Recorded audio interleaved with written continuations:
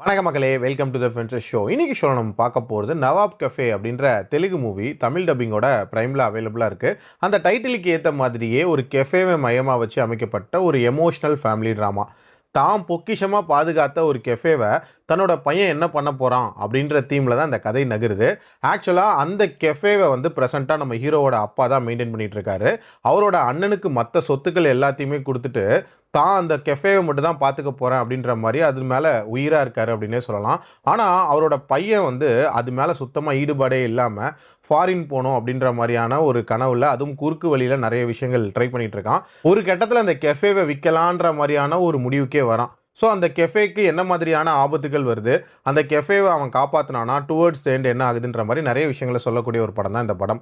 இதே கதையை தானே நம்ம இட்லி கடை படத்திலே பார்த்துருப்போம் அப்படின்னு நீங்கள் யோசிக்கலாம். கிட்டத்தட்ட அதே மாதிரியான ஒரு ஃப்ளோவில் தான் இந்த கதையும் போகும். இன்ஃபேக்ட் நிறைய சிமிலாரிட்டிஸ் ரெண்டு படத்துக்கும் இருக்குது அப்படின்னே சொல்லுவேன். உதாரணத்துக்கு அதில் தன்னோட அப்பா மாதிரியான பக்குவத்தில் இட்லி சுடுறதுல சேலஞ்ச் இருக்கிற மாதிரி, இதில் வந்து தன்னோட அப்பா மாதிரி டீ போடுறதுல சேலஞ்ச் இருக்குன்ற மாதிரி காட்டியிருப்பாங்க.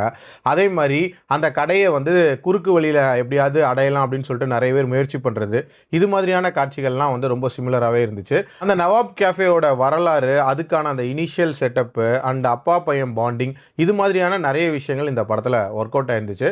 பட் எமோஷனல் கண்டென்ட்டை பொறுத்த வரைக்கும் ஒரு சில எமோஷன்ஸை தாண்டி நிறைய விஷயங்கள் கொஞ்சம் வந்து ஓவர்லோடடாக திணிச்ச மாதிரியான ஒரு ஃபீல் அப்படின்றது இருந்துச்சு. அந்த கடைக்கு என்ன ஆக போதோ அப்படின்ற மாதிரியான பரபரப்புலாம் பெருசாக இல்லவே இல்லை. ரொம்ப ஆர்டினரியான ஒரு வேலை தான் கொண்டு போயிருந்தாங்க. ஓவரால் ஒரு கெஃபேவை மையமாக வச்சு ஒரு சிம்பிளான ஃபேமிலி ட்ராமா கொடுக்கணும்னு முயற்சி பண்ணியிருக்காங்க.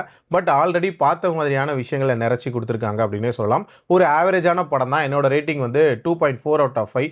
அடல் கண்டென்ட்லாம் பெருசாக இல்லை. மீண்டும் அடுத்த விமர்சனத்தில் சந்திக்கிறேன். நன்றி, வணக்கம்.